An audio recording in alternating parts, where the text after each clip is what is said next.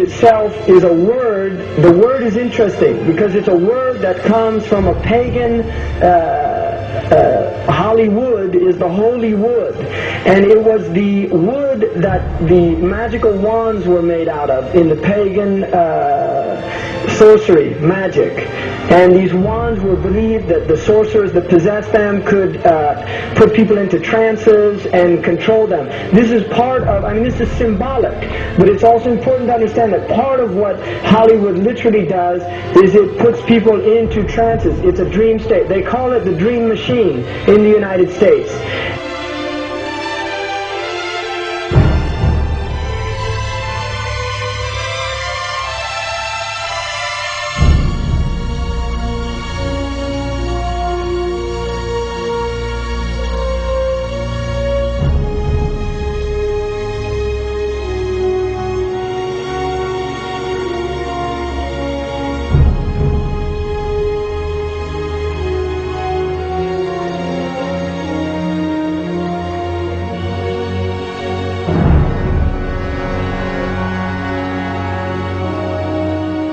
And it creates fantasies for people. It puts people into these things. Now, one of the things is interesting that in the part of what's done in movie theaters, in darkened rooms where people watch television, is literally a trance state that occurs. What's called suspended state of disbelief. You enter into a state, you suspend your disbelief and enter into a state whereby you begin to believe what you internally realize is imagination.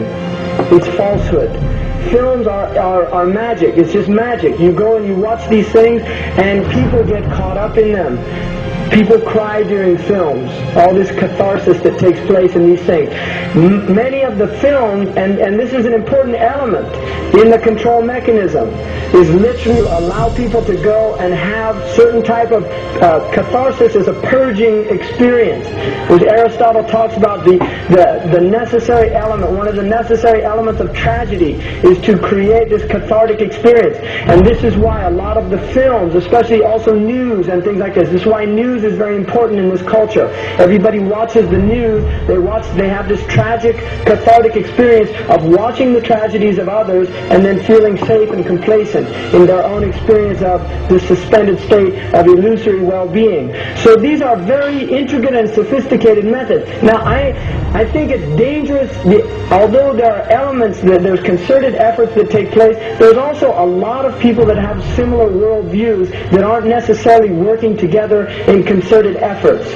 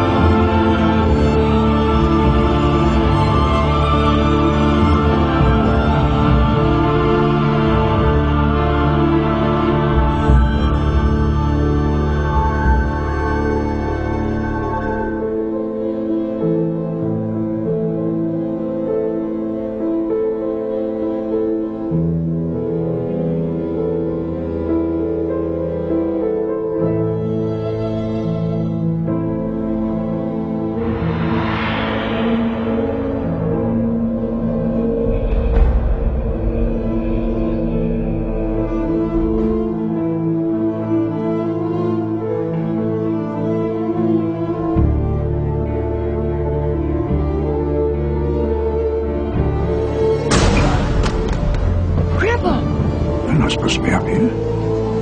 Looking at that? I just wanted to know. No. Well, you're old enough, I suppose. You should know the story. Okay, here we go. It was 1832. On a night much like this.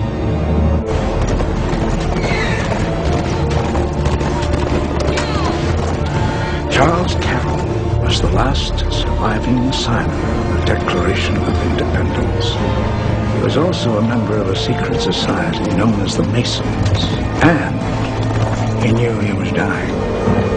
He woke up his stable boy in the middle of the night and ordered him to take him to the White House to see Andrew Jackson, because it was urgent that he speak to the president. Did he talk to him?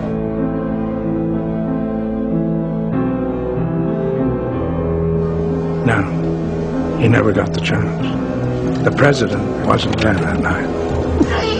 But Charles Carroll had a secret. So he took into his confidence the one person he could. My grandfather's grandfather, Thomas Gates. What was his secret? A treasure. A treasure beyond all imagining.